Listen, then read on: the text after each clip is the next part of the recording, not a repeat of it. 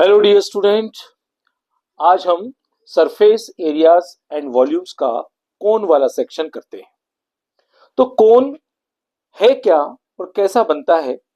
वैसे तो बहुत सारे ऐसे डायग्राम हैं जिससे आप वाकिफ हैं, आप जानते हैं कि कैसे कोन बनता है।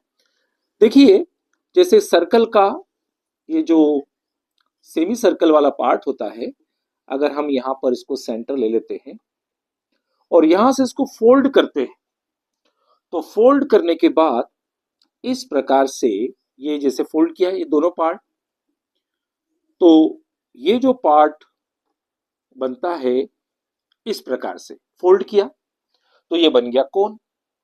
अब इस कोन में एक बात आप ध्यान रखिए कि दो हाइट लेंगे, एक ये वाली हाइट और एक नॉर्मल वाली हाइट। नॉर्मल वाली हाइट को तो हम एल्टीट्यूड बोलते हैं, है ना। ये नॉर्मल लाइन, नॉर्मल मतलब यहां पर सेंटर से जो पास होगी सर्कल से, ये वाली लाइन जो है ये आपकी प्रिंसिपल हाइट या एल्टीट्यूड कहेंगे इसको। और ये वाली जो हाइट है इसको हम स्लांट हाइट बोलेंगे, इसको हम एल से डिनोटेट करेंगे। और इसके जो बेस वाला जो डायग्राम है वो कुछ इस प्रकार से सर्कुलर फॉर्म है, तो उसकी रेडियस रहेगी ये आर। अब ये जो हाइट एच और आर, इनके बीच में 90 डिग्री का एंगल है, तो स्लांट हाइट को हम फाइंड आउट कर सकते हैं by using Pythagoras theorem, H square plus are square. एक बार मैं आपको फिर से बता दूं कि इस एल और इस एच में फर्क क्या है। ये आपकी स्लांट हाइट है और ये प्रिंसिपल हाइट। प्रिंसिपल हाइट मतलब एल्टीट्यूड। और याद रखिए एच हमेशा एल से छोटा रहेगा। नॉर्मल लाइन ऑलवेज जो आपका डायगोनल है उससे छोटा ही होता है। तो L is equal to H square plus are square. ठीक है। अब यहां पर एक और बात ध्यान रखिए, कर्व्ड सरफेस और टोटल सरफेस। कर्व्ड सरफेस मतलब जो सरफेस मुड़ी हुई है उसको हम क्या कहते हैं? Curved surface. तो curved surface of cone pi r l. R मतलब रेडियस, एल मतलब स्लांट हाइट। ओके, तो ये आपकी कर्व्ड सरफेस हो जाएगी।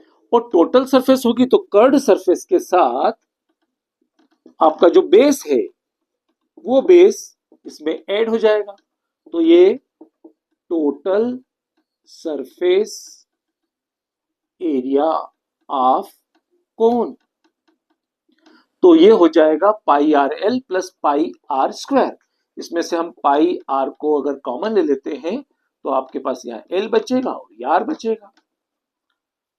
क्लियर? और यहां पर अब हम इसकी बात करते हैं वॉल्यूम की। तो volume of a cone is equal to 1/3 pi are square H. Okay, तो ये तीन फार्मूले आप अच्छे से ध्यान में रख लें। जैसा कि मैंने पिछले वीडियो में भी आपको कहा है कि सबसे आसान और सबसे अच्छा तरीका केवल हम उस वक्त याद करते हैं जिस वक्त हमारे क्वेश्चन या एक्सरसाइज चलती है। लेकिन आपको एक कॉपी अलग से बना लेना चाहिए, छोटी कॉपी। और उस छोटी कॉपी में सारे फार्मूले, मैथमेटिक्स के हो, साइंस के हो, किसी भी सब्जेक्ट के हो, आप उसके फार्मूले लिख लो। और वो फार्मूले आपकी स्टडी टेबल के वहां उसको कॉपी रखो, जिसको हम DTR बोलते हैं। DTR का मतलब होता है डेली 20, और यहाँ पर डेली 20 मिनट्स रीडिंग। 20 मिनट्स का 30 मिनट्स भी हो सकता है, लेकिन DTR का मतलब यही है कि आप उसको डेली पढ़ो। एग्जाम के टाइम पर आपको पढ़ने की जरूरत नहीं पड़ेगी, आपको हमेशा याद हो जाएंगे। मेरा भी तरीका यही था, जब मैं स्टूडेंट था तभी मैं इस DTR वाले कंसेप्ट पर चलता था, तो फार्मूले सारे याद हो जाते हैं। तो आपसे रिक्वेस्ट है, मेरी सलाह है और मेरा एक्सपीरियंस है कि आप लोग इस प्रकार से काम करेंगे तो आपको कभी प्रॉब्लम नहीं आएगी। दूसरी बात यह कि आप फार्मूले को या फार्मूले की लिस्ट को आपके स्टडी टेबल के सामने चिपका देते हैं। ये नहीं करना चाहिए, ये कभी नहीं करना चाहिए। ये इसलिए नहीं करना चाहिए कि हम क्या होता है कि हमें जब फार्मूले की जरूरत पड़ती है तो हम सामने देख लेते हैं, याद करने की जरूरत नहीं होती है और हम उस फार्मूले को देखकर क्वेश्चन करते हैं। तो ये ध्यान रखिए कि आपको ऐसा नहीं करना चाहिए। कॉपी में लिखें, और कॉपी में लिखें और रोज पढ़ें, ऐसा रोज करें। तो जब भी आप स्टडी पे दूसरा काम भी करने चाहें तो आप पहले उसको पढ़ लें और 20 मिनट्स कोई बड़ी बात नहीं होती है, 20 मिनट्स को आप रख लें, याद कर लें और उसके बाद रख दीजिए। चलिए हम आगे बढ़ते हैं, क्वेश्चंस लेते हैं। और क्वेश्चन में अगर आपकी कोई स्पेशल इस टाइप का कोई क्वेश्चन हो तो आप मुझे अपने कमेंट बॉक्स में जरूर लिखें, और साथ ही साथ इसको शेयर भी करें, सब्सक्राइब भी करते चलें, ताकि आप लोगों के लिए आने वाले समय में बहुत कुछ फायदा मिले इसका। चलिए NCERT exercise 11.1 question number first, diameter of the base of a cone is 10.5 centimeter and its slant height is 10 centimeter. Find the curved surface area.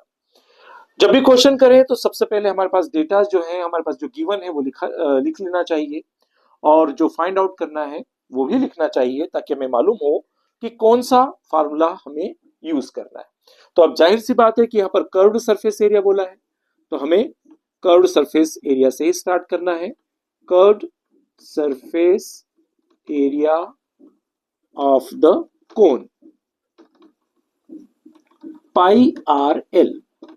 अब यहां पर एक आपको टिप्स और दे रहा हूं कि क्या करना चाहिए, कि जैसे ही क्वेश्चन में रेडियस और ये आती है तो जनरली ये बात ध्यान रखना है कि वो रेडियस कुछ ऐसी देंगे जो 7 की डिविजिबल हो। बनते कोशिश या मैक्सिमम क्वेश्चन में ऐसा ही होता है, तो हमेशा उसको और सिंपलेस्ट या पहले से काटापेटी की जरूरत नहीं है, और मतलब पहले मल्टीपल करने की जरूरत नहीं है, क्योंकि ये कट जाता है आसानी से, है ना। तो पाई की वैल्यू है 22/7, और यहाँ पर डायमीटर बोला है तो डिवीजन लगाने की जरूरत नहीं है आपको, सिर्फ आप रेडियस जो है वो आप क्या करेंगे, radius of the cone diameter का आधा होता है, तो 10.5/2 कर दीजिए। यहाँ पर डिवीजन लगाने की कोई जरूरत नहीं है, ठीक है ना। तो इससे आपका काम ये होगा कि आप उसमें आसानी से कैंसिल हो जाएगा। और एल आपको कितना दे रखा है, स्लांट हाइट 10 दे रखा है। ओके, ये पॉइंट डेसिमल हटाया, और नीचे डेसिमल का 1, और डेसिमल के पीछे जो नंबर है वो 1 है, इसीलिए यहाँ पर 0 लगा दिया। तो देखिए ये आसानी से कट गया, 2 से ये 11 टाइम्स कट गया, और 7 से ये भी कट जाएगा, 7 1 जा 7 और 7 5 जा 35। और इनका मल्टीपल करना तो बहुत ही आसान है, 11 का भी मल्टीपल करना बहुत आसान है। आपको करना कुछ नहीं है, जैसे 1 5 लिख दीजिए, इन दोनों का ऐड कर दीजिए, है ना, तो ये क्या हो जाएगा, इसका मल्टीपल हो जाएगा। 11 के लिए ट्रिक है, तो आप जब भी ये वीडियो देखते रहे, कुछ ना कुछ जो जैसे भी वीडियो में मुझे ट्रिक्स याद आती जाएगी मैं आपको बताते चलूंगा। देखिए जैसे ये हुआ 36 और 11 में मल्टीपल कर रहे हैं, तो आप कुछ नहीं करना है, ये नंबर को 36 को ऐसे लिख दीजिए, इन दोनों नंबरों का एडिशन कर दीजिए, इन दोनों नंबरों का एडिशन कर दीजिए, हो गया मल्टीपल आसानी से, है ना। तो इस प्रकार से 11 का मल्टीपल करना बहुत आसान होता है, ठीक है। तो ये हो गया आपका आंसर। चलिए आगे बढ़ते हैं। तो क्वेश्चन क्या कहता है, second, find the total surface area of the cone if the slant height is 21 metre and diameter of its base is 24 metre. तो ऑल यूनिट्स इन मीटर, तो हमें यहाँ तो कोई इशू नहीं है, हमारा आंसर भी मीटर में ही चलेगा। और हमें क्या कहा है, total surface area of cone, तो total surface area of cone pi r plus l. Okay, तो यहां पर पाई की वैल्यू 22/7, आर कितना है, यहाँ पर डायमीटर ऑफ द बेस 24 दे रखा है, तो रेडियस कितनी हो जाएगी, रेडियस हो जाएगी 24/2 मींस 12, ये 12 हो गया। तो 12 प्लस एल कितना है, स्लांट हाइट 21, तो 22/7 12, और ये हो गया आपका 33। चलिए, तो अब मल्टीपल करना ही है, क्योंकि यहाँ पर कोई कैंसिलेशन होने की संभावना नहीं लग रही है। तो कितना हो जाएगा, 33 इंटू 12, 12 3 जा 36, 6 कैरी 3, 12 3 जा 36 and that is 3 plus 36 that is 39, तो 396 मल्टीप्लाई बाय 22, तो कितना हो जाएगा, 6 2 जा 12 कैरी 1, 9 2 जा 18 एंड 1 19 कैरी 1, 3 2 जा 6 and 1 7, 297। So 8712 divided by 7. 7 1s are 7, 7 2s are 14, 7 4s are 28 and 7 again, 7 4s are 28, 7 5s are 35, 7 7s are 49. Okay, so here is the answer 1244.57 metre square. Okay, तो अभी तो हमने जो क्वेश्चन लिए हैं direct formula based लिए. तो चलिए थोड़े से अब हम कॉम्प्लिकेटेड पर आते हैं. पूरी एक्सरसाइज तो आप कोशिश कीजिएगा और उसमें भी कोई डाउट हो कोई क्वेश्चंस में तो आप बिल्कुल कमेंट बॉक्स में लिखते रहिए. अगला हम क्वेश्चन इसमें से जो डिफिकल्ट थोड़ा सा लगे वो करते हैं. तो यहाँ पर मुझे एक क्वेश्चन लग रहा है. पहले 8th क्वेश्चन देख लेते हैं क्या कहा है. तो यहाँ पर a bus stop is barricaded from the remaining part of the road by using 50 hollow cones made of recycled cardboard. Each cone has a base diameter of 40 centimeter and height 1 meter. If the outer side of each of the cone is to be painted and the cost of painting is rupees 12 per meter square, what will be the cost of painting all these cones? And here use pi equal to 3.14 and take root 1.04 is equal to 1.02. एक बात ध्यान रखिए, जो पाई की value बोली है वही अपने को रखना है. तो अब क्या कहा है हमें, a bus stop is barricaded from the remaining part of the road by using 50 hollow cones. तो देखिए हम एक कोन की पहले बात करते हैं. ये कोन है, इस प्रकार से बैरिकेटेड किया हुआ है. बैरिकेड समझ रहे ना, कि जो सड़क पर रोकने के लिए, ट्रैफिक को रोकने के लिए इस प्रकार से कोन रेड कलर के लगा देते हैं वो वाले. तो वो बैरिकेटेड के लिए यूज किया गया है. और ऐसे 50 हैं, 50 हॉलो कोन्स है. ठीक है, नंबर्स हैं 50 कोन्स, राइट. तो 50 कोन्स हैं and recycled cardboard. Each cone has a base diameter. Base diameter कितना है, base diameter of cone 40 centimetre. और हाइट कितनी कही है, हाइट ऑफ कोन, अगर खाली हाइट लिखी हुई है इसका मतलब प्रिंसिपल हाइट या एल्टीट्यूड 1 मीटर का है. ध्यान रखिए ये 1 मीटर है, अंडरलाइन कर दी है क्योंकि ये सेंटीमीटर में. उसके बाद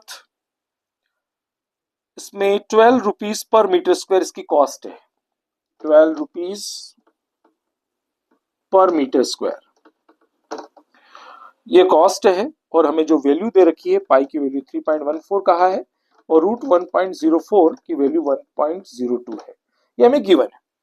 ठीक है, तो चलिए हम क्वेश्चंस करते हैं. मतलब कर्व्ड सरफेस एरिया है, तो कर्व्ड सरफेस एरिया के लिए curved surface area of cone pi r L, right.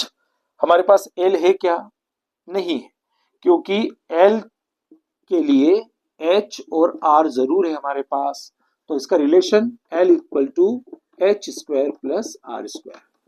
तो L is equal to, height कितनी दे रखी है, तो हाइट ऑफ कोन 1 मीटर दे रखी है, तो 1 का स्क्वायर लिख दिया. आर रेडियस कितनी है, 40 सेंटीमीटर. तो let us first we have convert into centimetre. को मीटर में कन्वर्ट करने के लिए क्या करना पड़ता है, ध्यान रखिए, सेंटीमीटर को मीटर में कन्वर्ट करने के लिए 100 का डिवीजन करना पड़ता है. तो सबसे पहले तो ये डायमीटर दे रखा है 40 सेंटीमीटर, तो रेडियस हो जाएगी 20 सेंटीमीटर और इसको मीटर में कन्वर्ट करने के लिए 100 से डिवीजन लगाएंगे, राइट. तो ये हो गया 0.2. 0.2 का square, L is equal to 1 का स्क्वायर 1, 0.2 का स्क्वायर 0.04 होता है. तो L इज इक्वल टू 1.04, तो इस L की वैल्यू 1.02 मीटर में आएगी, क्योंकि और ये अपने को दे रखा है ना, इसीलिए हमने सबसे पहले मीटर में कन्वर्ट कर दिया 1.02. तो L भी मिल गया हमें, क्लियर. तो चलिए पाई की वैल्यू 3.14, आर की वैल्यू कितनी है 20 सेंटीमीटर, तो इसको मीटर में कन्वर्ट कर दिया है. और एल कितना दे रखा है 1.02। ओके, अभी भी हमको काटने की जरूरत नहीं है। जैसा मैंने आपको कहा है कि शुरुआत में इसे ही मल्टीपल करते चलेंगे तो बहुत सारा नंबर बहुत हो जाएगा और वो टाइम भी खूब लगेगा। तो बनते कोशिश हमें सभी काम आखिरी में करते चलना है।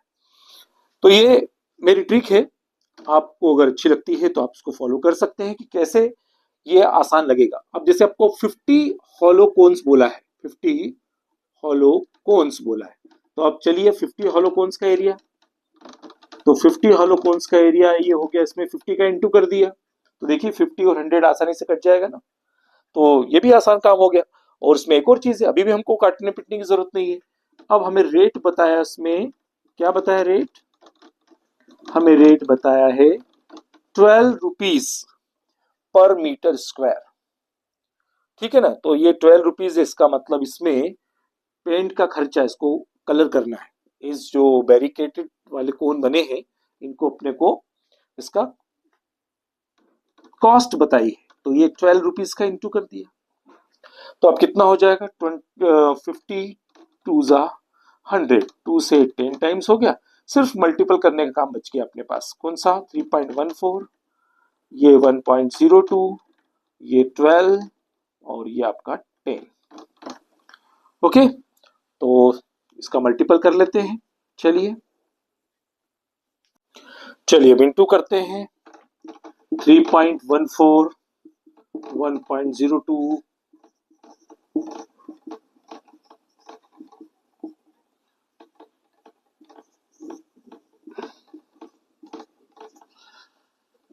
एंड अब इसका जो डेसिमल लगाना है, ये ध्यान रखिए डेसिमल लगाना कैसे चाहिए। डेसिमल के पीछे 2 नंबर है, डेसिमल के पीछे 2 नंबर है, सारे डेसिमल के जो पीछे के नंबर है वो ऐड कर लीजिए, 1 2 3 4, 1 2 3 4, तो 3.20,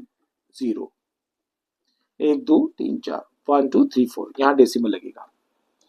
और 12 इंटू 10 दैट इज 120, हालांकि हम सिर्फ 12 का कर लेंगे, जीरो बाद में लगा देंगे, 12 0 0, 12 2 जा 24, 12 3 जा 36 और एक जीरो ये लगा दिया हमने पीछे का, ये 10 वाला, तो ये कितने हो गए, 2 डिजिट के बाद डेसिमल लगाना है, तो इसका जो कॉस्ट रहेगी 384 रुपीज। और देखिए मुझे मल्टीपल करने का एक कारण समझ में आ रहा है कि आपको डेसिमल के कहीं कहीं बहुत सारे इश्यूज होते हैं, तो इसलिए मैं बोर्ड पर ही कैलकुलेशन करता हूं ताकि आप लोग हाथ से कैलकुलेशन करने की आदत डालें।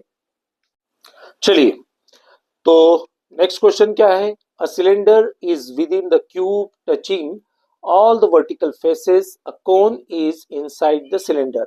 If their heights are same with the same base, find their ratio of their volumes. तो चलिए हम समझते हैं इस क्वेश्चन में क्या कहा है। हमें एक क्यूब दे रखा है और इस क्यूब के अंदर सिलेंडर को कुछ इस प्रकार रखा है कि वो फेसेस को टच कर रहा है, इस प्रकार से। ठीक है, इसका मतलब अगर हम इस क्यूब की साइड को अगर एल मानते हैं, और आपको पता है कि इसमें लेंथ, ब्रीथ और हाइट तीनों ही सेम होती है, यानी कि सिलेंडर की जो रेडियस है वो रेडियस हम कैसे निकाल सकते हैं, दोनों साइड को टच करिए तो डायमीटर बन जाएगा एल और इसकी रेडियस हो जाएगी L/2 हो जाएगी, और इसकी हाइट जो है वो तो एल है। और इसके अंदर सिलेंडर के अंदर फिर एक कोन रखा हुआ है ऐसा, तो इन तीनों का वॉल्यूम हमें निकालना है। यानी हम अलग से अगर डायग्राम समझते हैं तो इस प्रकार से ये आपका क्यूब हुआ, इसकी लेंथ ब्रीथ हाइट सेम है। सिलेंडर हुआ तो सिलेंडर की हाइट तो आपकी एल रहेगी और रेडियस जो है वो L/2 हो जाएगी। और ऐसे ही कोन रखा हुआ है, तो कोन में हाइट आपकी एल रहेगी और रेडियस वही आपकी L/2 रहेगी। तो हमें क्या निकालना है, हमें तीनों का वॉल्यूम का रेशो निकालना है। ओके, तो चलिए अब हम इनका वॉल्यूम का रेशो निकालते हैं। तो सबसे पहले क्यूब आया, तो क्यूब का वॉल्यूम कितना होगा, volume of cube side into side into side, तो कितना हुआ, साइड का क्यूब, यानी कि एल का क्यूब। ओके, तो ये तो अपना आसानी से आ गया। चलिए हम इसका नाम दे देते हैं V1। अब नेक्स्ट क्या है, सिलेंडर। तो वॉल्यूम ऑफ अ सिलेंडर, तो सिलेंडर का वॉल्यूम कितना होता है, पाई आर स्क्वायर एच। एच मतलब हाइट है, रेडियस है, तो पाई आपका हो गया 22/7 और आर स्क्वायर, तो यहां पर L/2 रेडियस है इसका स्क्वायर, और एच जो है वो हमने एल ले रखी है, तो ये कितना हो जाएगा 22/7 L square by 4 into L, तो ये कितना हुआ आपका V2 22 7 4 जा 28 एल क्यूब। ओके, चाहो तो सिंपलेस्ट कर लेते हैं, यानी कि V2 हो गया आपका 11 एल क्यूब बाय 14। अब बचा कोन। ओके, तो वॉल्यूम ऑफ कोन कितना हुआ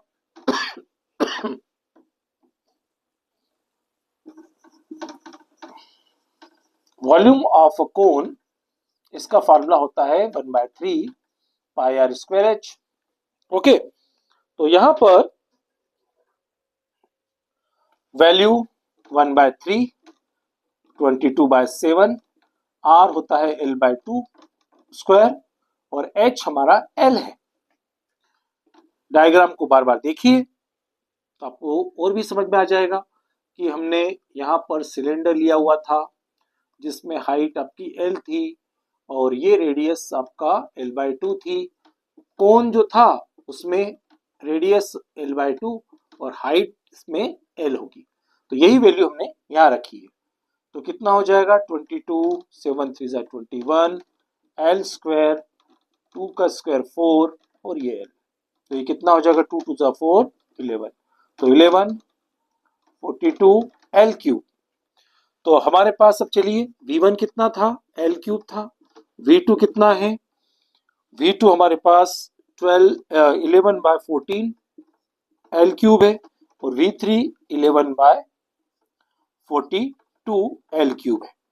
अब हमें तीनों का रेशो बोला है, तो रेशो कैसे करेंगे हम, L cube is to 11/14 L cube is to 11/42 L cube. तो यहां पर L cube L cube L cube तो कैंसल आउट हो गया। अब 14 और 12 है तो इनका एलसीएम कितना हो जाएगा 42। तो हम क्या करते हैं, तो 42 का तीनों से मल्टीपल कर लेते हैं, तो यहां पर तो 1 हुआ, एल क्यूब कट गया ना, ये तो ऐसा आया। तो हम क्या करते हैं, तीनों पोर्शन में 42 का मल्टीपल करते हैं। तो यहां पर 12 11/14 इंटू 42, 11/42 इंटू 42, तो यहां कितना हो जाएगा 14 3 जा 42, तो ये हो गया आपका 42 is to 33 is to 11। Okay, तो ये हुआ आपका रेशो।